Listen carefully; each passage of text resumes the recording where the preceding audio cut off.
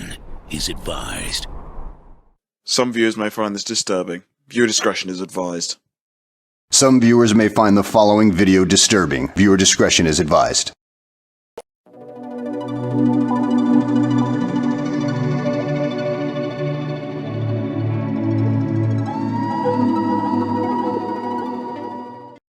In the animal world, only the strong survive. This program contains scenes where some don't. Viewer discretion is advised. The following program contains scenes of an adult nature and may not be suitable for all viewers.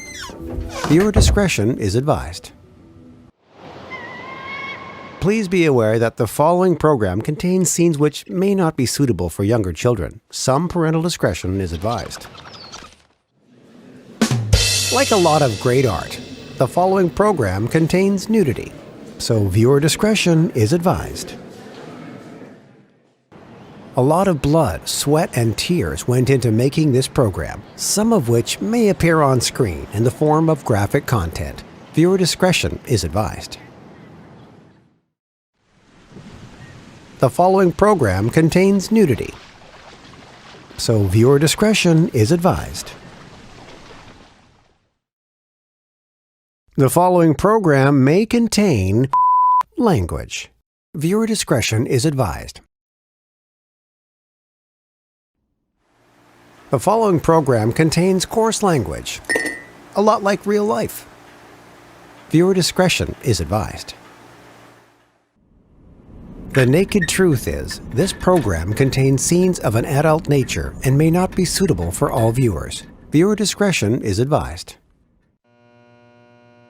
Please be aware that the following program contains scenes which may not be suitable for younger children. Some parental discretion is advised. The following program is free of commercials. It may also contain scenes of an adult nature that are free of clothing, so viewer discretion is advised.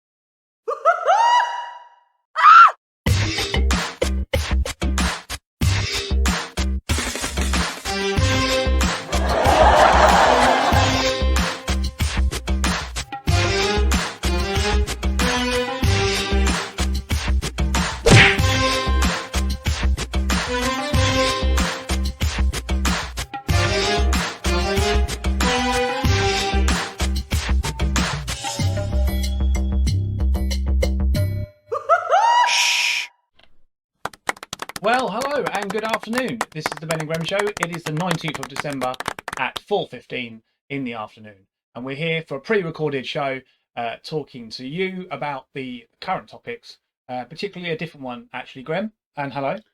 Yes, hello, Ben. And hello, everyone. And thank you for joining us this evening.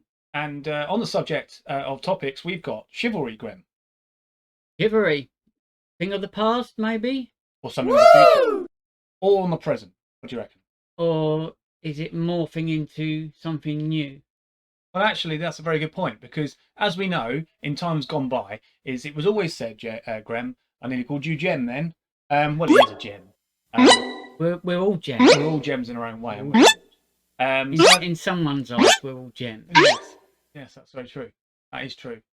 So, as I was saying, I've lost my own train of thought. Normally me. No, you don't. No, I'm making the effort, guys. I'm improving. Yes. Well, yes. I get a lot of my experiences from him. So, what was I saying? So, Grem, yes. So, what we know is that back in the past days of man and woman, I was going to say convalescing, but I don't even know where that goes. Convalescing? Courting is the word, yes. So in the days of the courting era, which is now today, future, past and present, it used to be known, Graham, didn't it, that men were the ones who put the hand in the pocket for, let's say, the occasional drink at a bar, or maybe to a dance, or even the cinema. because it was the gentleman thing to do. And I think a lot of women today, I think it's fair to say, and I saw this on a TV program only yesterday, where the conversation had around women actually still believing that it should still be the man who pays. What do you think? I think maybe the first date should be on the sole discretion of the man arranging it, because it's the whole point of making the ladies feel special or guy feel special. It's whoever is organising the meetup. Well, actually, that's a good point, Graham. And some would argue that actually certain women nowadays actually are in higher paid work. And the suggestion going by that is that, well, actually, they're doing well financially. And so shouldn't the female pay for that fancy soiree? She may well insist that she does. Yes. But I don't think that would happen on the first date. No. Because it's normally down to the gentleman. Yeah, and that's a fair point. If it's obviously a man and a woman.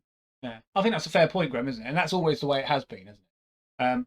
But, you speak to some women and actually they say, well, no, I don't know. I mean, it's like, normally there's an arrangement, isn't there? Like maybe the woman will say, okay, well, you pay this time. You insist. Well, it's as I said before, it's like whoever asks you out on the date should be the one to pay. Yeah, it's there on the first initial date.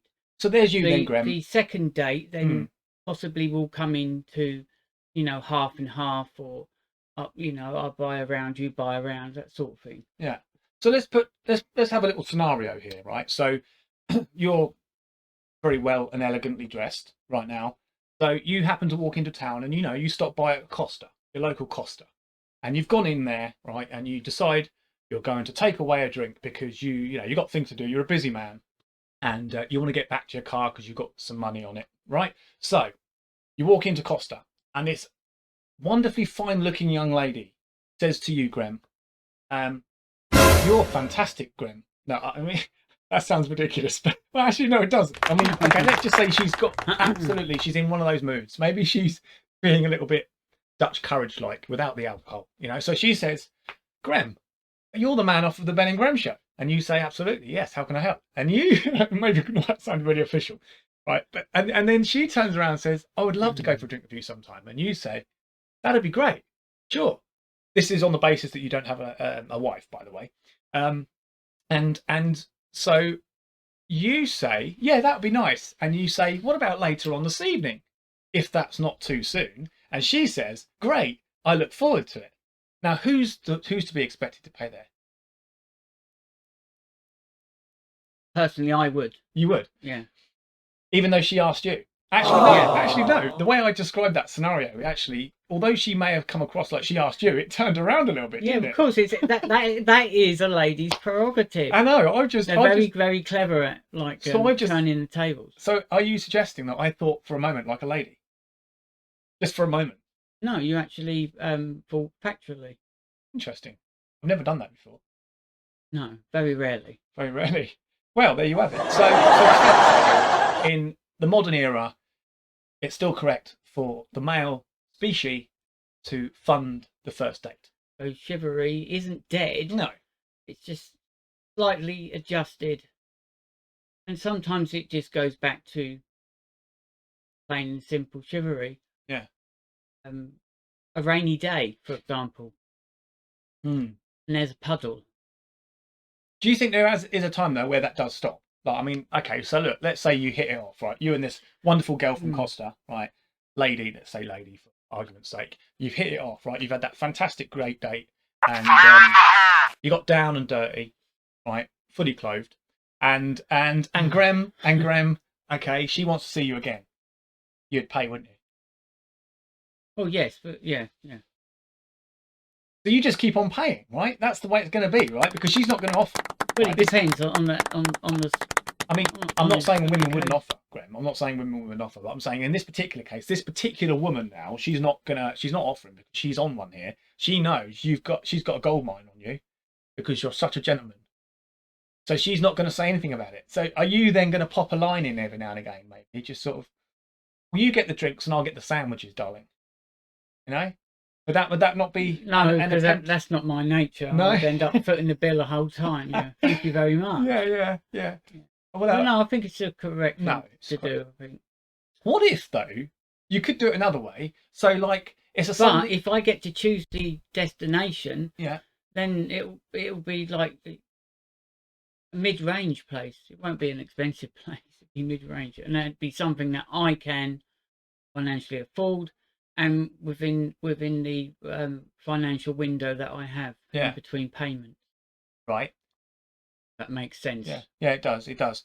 So like you're sitting at home then Sunday afternoon, right? You've watched your sport and you're content. The phone rings, okay, and it's Larissa, whoever that may be. That's the girl, yeah. Hypothetically, this is the girl from Costa, right? Larissa phones up. Now you've even given her your number. Okay, we missed that part. And she says to you, Graham. Actually, let's just say she says Graham for the argument's sake. She says Graham. Let's try not to concentrate on the minor detail here, right? So she says, Graham, I want to go to I want to go out and I want to treat. No, I want to go out and get a sandwich. I want to get a salmon and cream cheese sandwich. Graham, would you join me? And you say, sorry, Larissa, I haven't got any cash. And you, yeah, I would have to be honest. Right? Yeah. You don't want to be honest because it's not cool, right? So Well, you say, are you saying that we just come off from having a date previously, like a day before or a few days before? yes, yeah, and you've already paid out. And I've got about a week and a half until the next payment comes in. I'll probably So you have COVID or something. Yeah, call it off. Yeah. COVID, yeah. Sorry, darling, COVID. Actually, that's exactly why. And can you see now? Actually, we weren't going to talk about COVID, actually, were we? But can you see now how COVID's got a benefit in everything in life? Right now? Yeah, most certainly. Yeah, you can use it for anything now. So you're going to call off a date because you've got COVID.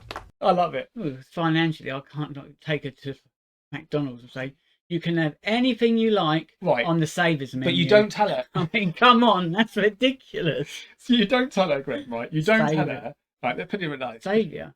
You don't tell her, right? You don't tell her. Would you still be a saviour though if you've got food off the savers menu? Well, she's hungry. She's not going to complain, is she? It's an effort.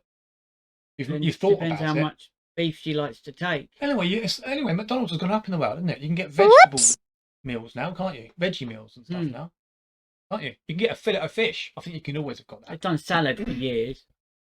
Right, so you're not saying COVID just yet, Graham, because there's more to this, right? So you haven't. You're hesitating now. You said now that you haven't got the cash, right? You said that. Now you're hesitating. Give it 5 seconds because you're waiting for a response. Now, presumably, the response is going to be either one of two things. Okay, not to worry, we'll reorganise. Or reschedule. Or she's going to turn around and say, I'll pay. Or you're going to say after 5 minutes, that awkward moment, you're going to then turn around and say, you got COVID. What are you going to do? I might say that I've got to check my diary first, because I am quite a busy person. As you've said. Check your diary. Yeah, just to make sure. Just see when COVID might wear off. No, not COVID. Just to make sure that I've got the ability to be able to meet up, and if it looks like I have, then I would have to just slot in. I've got between 7 and 9:30, but that's all I have because I can't move to my online appointments. Fair enough. Done. And you meet. Not a very good excuse. You meet another day. You need to think a bit more. I reckon she's going to offer to pay. I reckon, Rem, she absolutely endured your time, and she wants to pay. That's what I think. So you may not need that COVID excuse.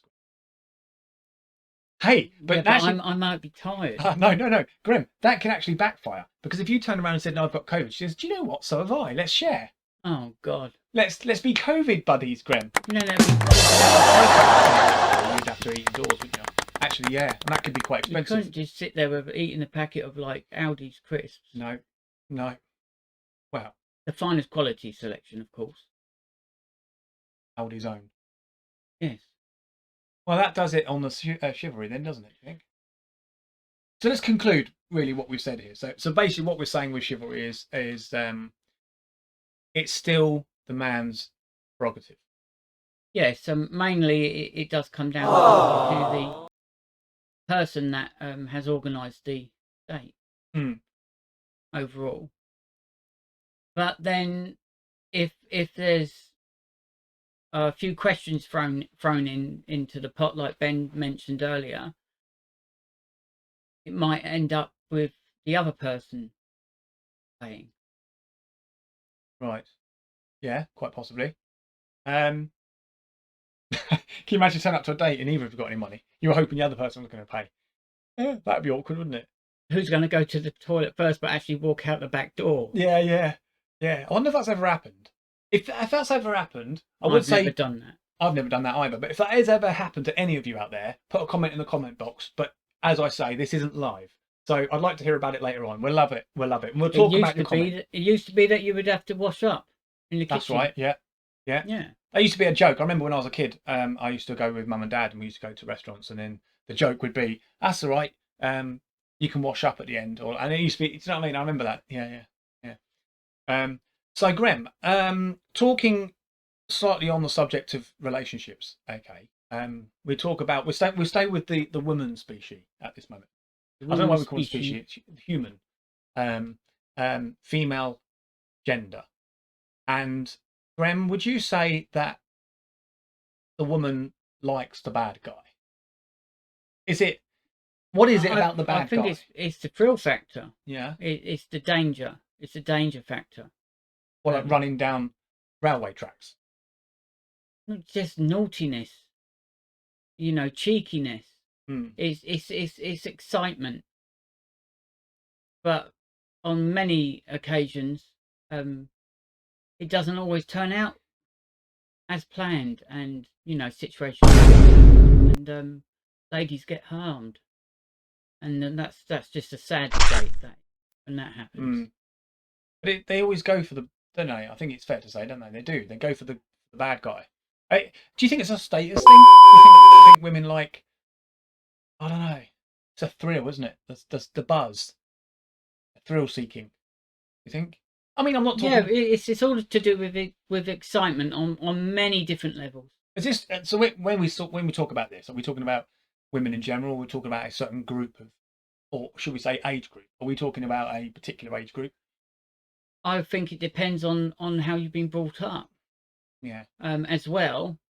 Saying that, in some situations, individuals will still make that decision to have someone to go on a date with that is a bit more daring. It's the excitement factor, as I've said. So if your daughter, or close relation, let's say, decided to date a bit of a, rough guy, kind of on the edge, would you be concerned? No, I would no, I would know my daughter well to believe in her judgment, and if anything did materialise after a few dates, I do believe that she's sensible enough To make her own decisions. Yeah, that's fair enough. And I think, fortunately, I think women nowadays are pretty much sensible, aren't they? They kind of. And I haven't had this conversation with her yet, but when I do, it will always be make sure that you've always got an exit point. You've got a way out. Give me an example, Graham, of somebody who doesn't have an exit. A woman that has found the clutches of the bad man and can't get out. Again, that's quite sad. Because he's obviously fallen in love with him at some point, and it's just that bare love.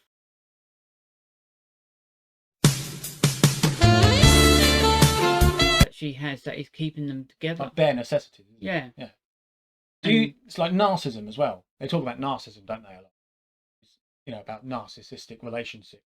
I'm surprised I even was able to say that. I was thinking about that word just for now. I was thinking I was going to get tongue twisted.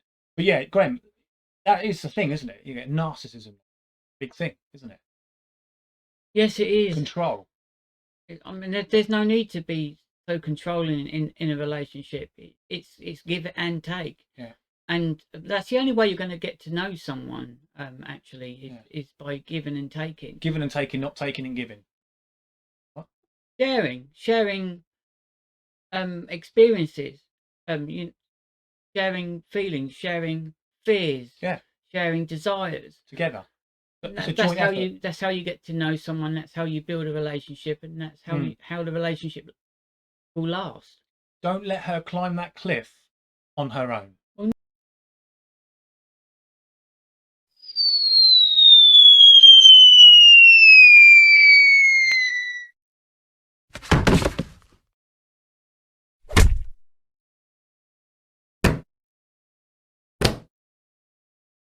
positive, of course. There's going to be ups and downs, because don't forget, we're living in a world that runs on money. So, there's going to be moments. Or Bitcoin. Yeah, or Bitcoin. There's going to be moments that's going to be a struggle. But if you've got love, then you've got happiness. Talking of Bitcoin, Graham, another dodgeball of a conversation here. Did you hear recently in the news that there was actually suggested a man who some years ago had a hard drive, and he had Bitcoin on this hard drive, and it got thrown out into the trash. And only recently it's been discovered that the coin that he had on this hard drive is now worth 300 million Bitcoin. Oh my gosh. Yes, and indeed he's actually contacted his local authority to ask them to help him find it in the landfill, so that he can retain this hard drive, get the coin, and give them a percentage as a way of saying thank you. The council have refused. That's helping save you, because they've got to. £300 million worth of Bitcoin. He's going to get in there himself, isn't he? He's going to have a team of people. But he wanted to do it. Have you heard about the story? Have you heard about it? I mean, it was some years ago, wasn't it? It came out originally some years ago, and then it's only recently I saw on the news that he had, because I think also he wants to. I think he's trying to negotiate. How are they going to find it then if it's all those years ago? It's probably it's crushed down, isn't it? Yeah. Eventually, it's going to be mountains and mountains of stuff to go through. Yeah, that's true. Well, actually, what I do know is you don't actually need a hard drive in its actual working form for it to be used. So I take it this was one of the original Bitcoins. Yeah, he was somebody who invested in Bitcoin many, many years ago. And of course, it got thrown out, and he wasn't aware of it being of any value until recently. He discovered that he had Bitcoin on this particular hard drive. And then, obviously, seeing the markets flourish in the way that they have in the respect of the Bitcoin itself, the cryptocurrency, he now then feels he needs this back. He realizes he's got all this money buried somewhere. But yeah, from my understanding, I don't know the technical ins and outs of how it works, but I think if you have a hard drive, Graham, you can actually take the information from the hard drive if it's not even working. There's a way you can do it. Now, I'm not entirely sure how that works, but I know there is a way scientifically to do it. So I would imagine, as long as there's not too much damage. Because you can't store some of that. You can't store that information in a cloud, can you? Or only in a cloud I don't know. Is controlled by Bitcoin. I don't know. Well, but they wouldn't have had that back then. It depends where true. But it depends where the Bitcoin is. I'm trying to understand when he says there's Bitcoin on this hard drive, presumably he's already cashed it out. Because my point in this is that there's many platforms that you can use where you can pay into coin. No, he's probably he's probably started it as a new fad, but realised it wasn't doing anything, thinking, oh, this is a total waste of time, and just forgot about it. Yeah, some years later. Not realising that he's been paid or he's earned a few Bitcoins, and now it's worth over £300 million. Well, what we know is one Bitcoin roughly equates to the amount of around £3,000. One Bitcoin. So actually, he's got quite a few thousands of those, hundreds of those. Thousands. Well, in today's worth, but back then maybe because it could just be one Bitcoin, because it's one of the first. Well, they say that it's around 20% of Bitcoin that's lost. So he is within that category of 20%. Well, he's most of the 20%. Probably 300 million. Oh my gosh, that's a significant amount of money, isn't it? It certainly is. But yeah, I mean, I wish him luck. And but people have always said about this subject, oh, well, how can he have thrown this out accidentally? It's a hard drive. There's a number of ways it could have happened. Well, as I said, it's probably because he was one of the first Bitcoin users, and back then it was just a fad. Yeah, It was just a craze, it and was. no one expected it to take over as well as it did, and as it has. Mm. And I know a few people that have made some money on Bitcoin. Not millions, not thousands, but they've made some money. Yeah, yeah, and you can still do that today, obviously. If you're willing to invest. It's a very, very dangerous scheme to get involved with, but obviously understand the risks, because there are risks. And, you know, your financial assets are of risk. So just be mindful of that, Graham, eh? Yes, be careful with what you do. But interestingly enough, as much as we know that one Bitcoin is around £3,000 worth of value, there are other cryptocurrencies that you can purchase on the markets, actually, Graham, and they are for much less. I know one particular coin, I think it might even be Dogecoin, I might be wrong, correct me if I'm wrong, but I think it's worth around 30p per coin, which is really interesting. And when you think of the comparisons and obviously the different value factors, you know, so, you know, but the trouble is there's so many currency coins out there now. Actually, if you was to invest in one, it might not mean anything anymore, because like all things, when something's new, Graham, it all depends on how each company sells themselves to their users. I mean, the better that they sell themselves is the more money they're going to make, and their shares going to shoot up higher, skyrocket.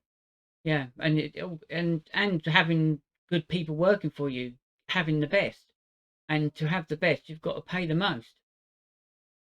To have the best, you've got to be better than the rest. Exactly.